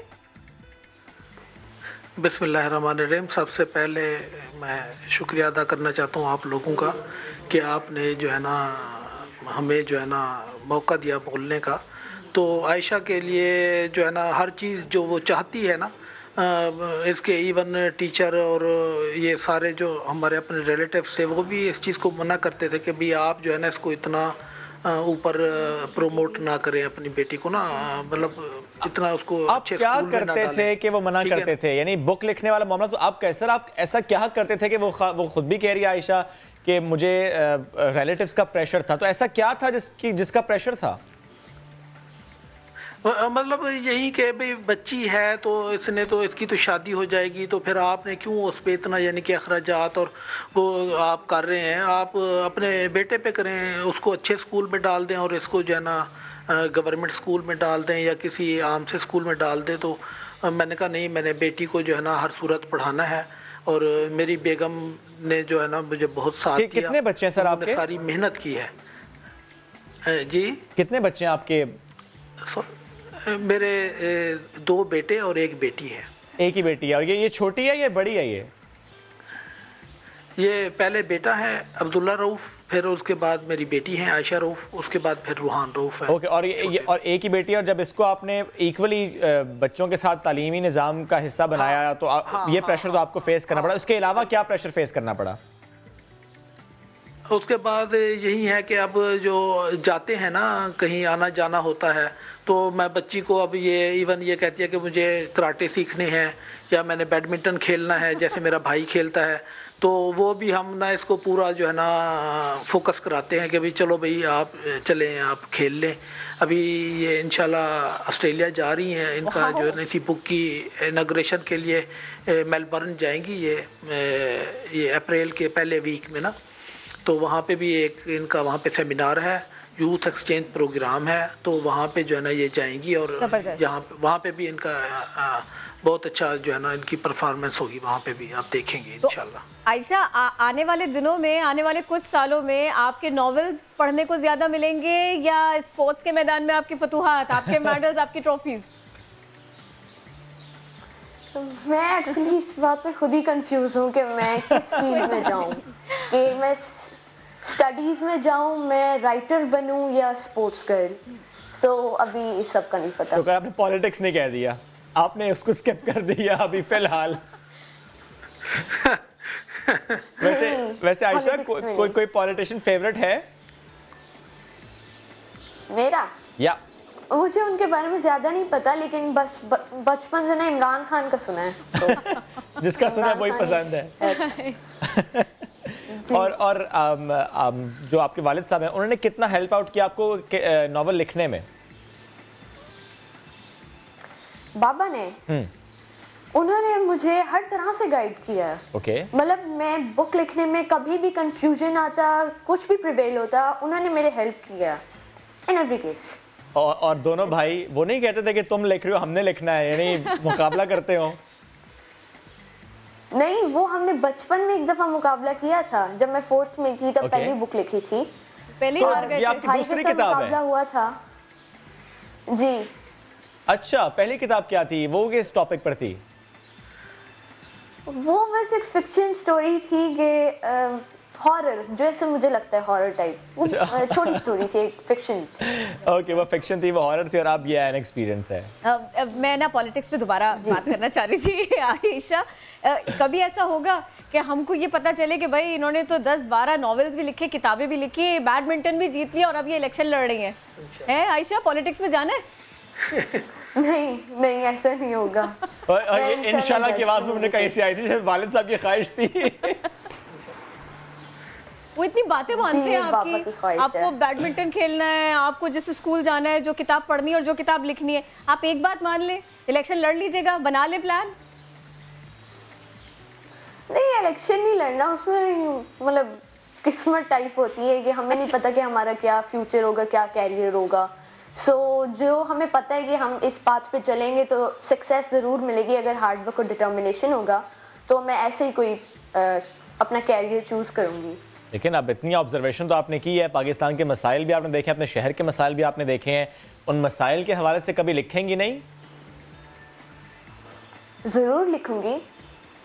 अभी जैसे लिखा है ये भी मतलब ऑब्जर्व करके लिखा है, अगली दफा नॉन फिक्शन होगा, अगली दफा मैं रियल जो केसेस हुए पाकिस्तान में वो जरूर लिखूंगी इंशाल्लाह। सही, लेकिन जिस तरह मसाइल आप जिक्र कर रही हैं, एक खातून को इस सोसाइटी में क्या मसले दरपेश आते हैं, एक उस बच्ची को क्या मसला आता है जब उसने स्कूल पढ़ना होता है, ये मसाइल सिर्फ लिख देना, आपने खुद कहा कि किसी नावल को पढ़ लेना उसका हल नहीं है, तो अगर हम हल की तरफ आएंगे तो हल तो बहरहाल स्टेट की पॉलिसीज़ में है, तो जब आप अगर आप खुद आएंगे उसमें आप सजेशंस देंगी तो फिर ही हल होगा।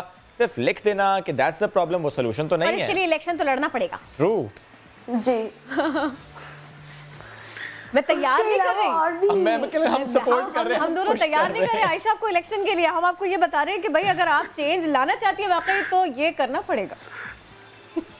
अब क्या सोचा है? नहीं, चेंज ना मैं नहीं ला सकती इस सोसाइटी में। मैं बस एक जैसे कहते नहीं है कि एक स्टोन पानी के अंदर फेंकें और फिर उसके अपने ही what do we say that बनते जाते हैं। सो फेमिनिज्म जैसे है वो भी ये कोई सोल्यूशन नहीं है कि कोई औरत आए, कोई ग्रुप आए, वो हेल्प आउट करे हर वुमेन को उनके राइट्स के लिए। हर वुमेन को अपने राइट्स के लिए खुद काम करना चाहिए, खुद स्ट्रगल करनी चाहिए, खुद सोसाइटी के खिलाफ जाएं। ये नहीं कि कोई उनकी हेल्प करने आएगा। अब जबरदस्त, यानी हुकूमत की तरफ ना देखें, सोसाइटी की तरफ ना देखें, खुद आपने चेंज आना है। हम अक्सर कहते हैं be the change you want to see around. तो आयशा साहब अब मौजूद थी, आपके वालिद साहब भी साथ मौजूद थे। All the best. आप ऑस्ट्रेलिया भी जा रही हैं इस किताब की रुनुमाई के लिए और आप आइंदा भी लिखेंगी और मसाइल के हवाले से भी आप लिखेंगी, तो all the best once again. 3 March. तो और अब क्या करना है किरण हमने? भाई हमें तो अब बात करनी है कि आखिर एजाज कौन सा है, किसको दिया जा रहा है, क्यों दिया जा रहा है, ये सब आपको बताएंगे। लेकिन ये सारी बातें होंगी ब्रेक के उस पार, तो हमारे साथ रहिए। हमारे मुअज़्ज़िज़ मेहमान भी आ चुके हैं, मुझे दिखाई दे रहे हैं।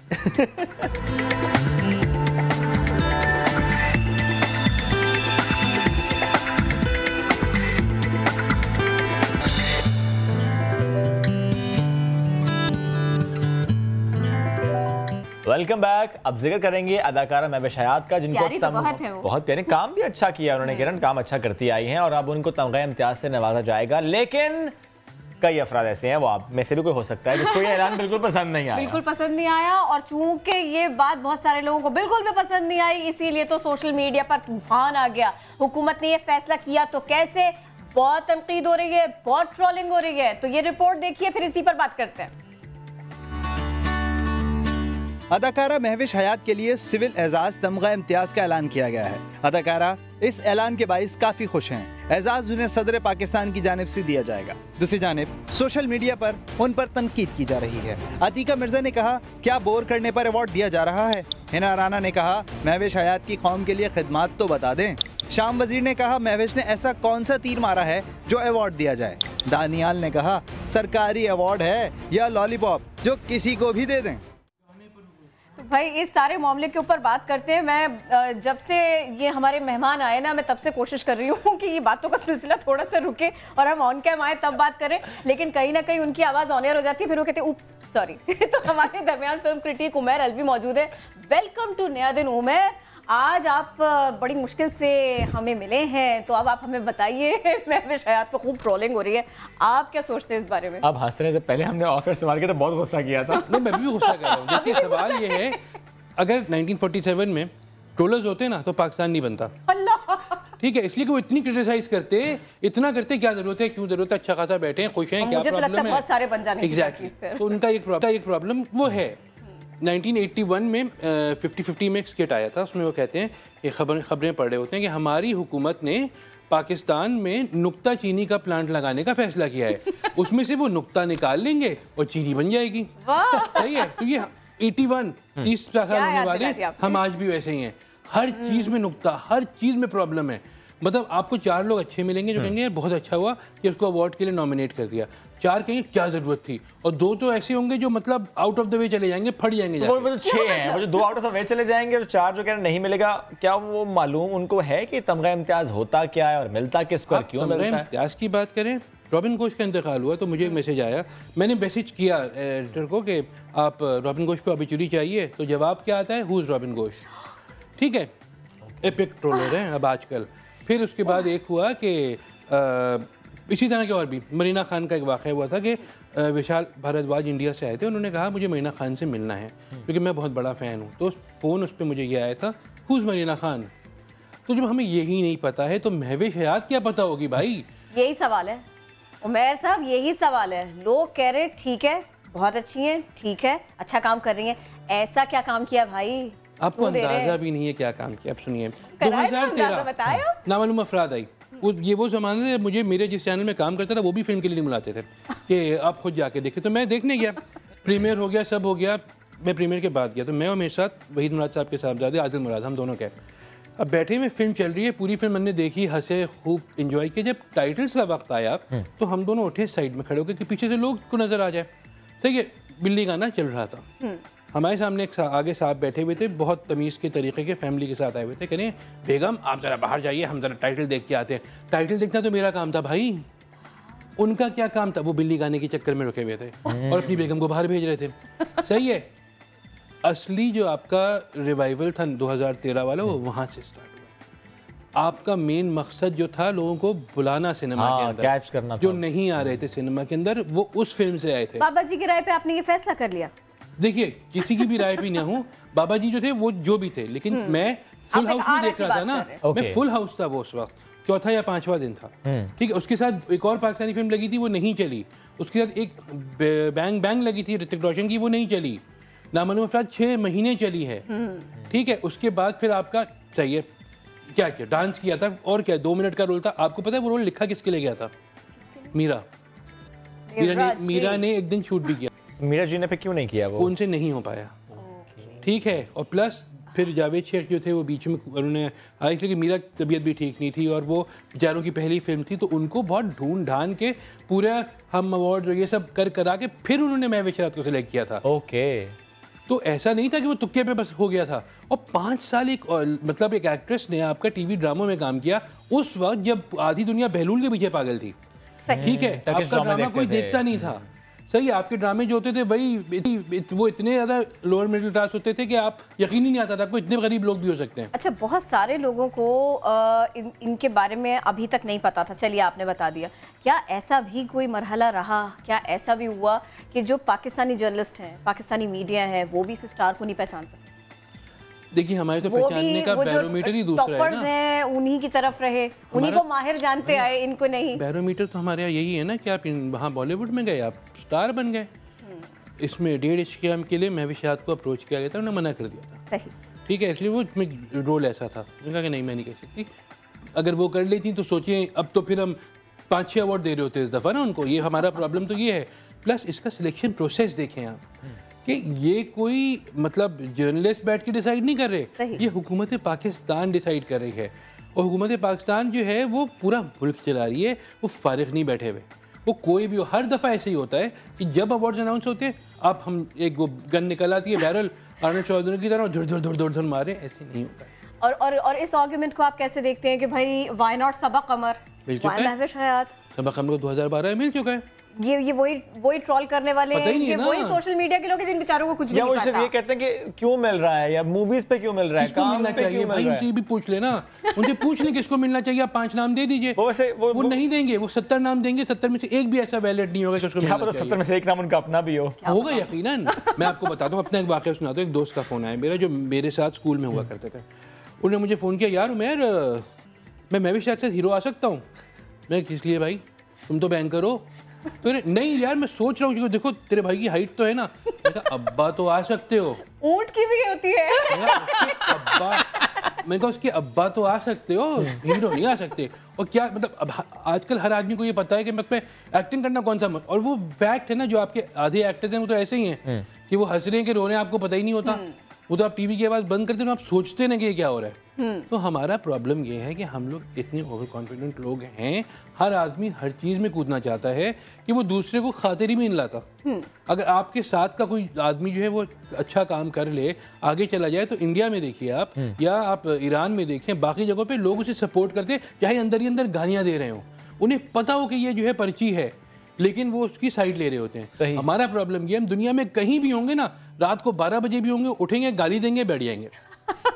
और ऐसे ही लोग हैं कि जो सोशल मीडिया पर तूफान बदतमीजी जिनकी वजह से मचा हुआ है। नहीं, ये तो बेचारे मोस्टली जो लोग हैं ना, उनका मैं आपको बताता हूँ, 92 का वर्ल्ड कप देखा नहीं, पता नहीं, वो अभी तक समझे नबी राजा पैदा ही कमेंटेटर हुए थे, ठीक है।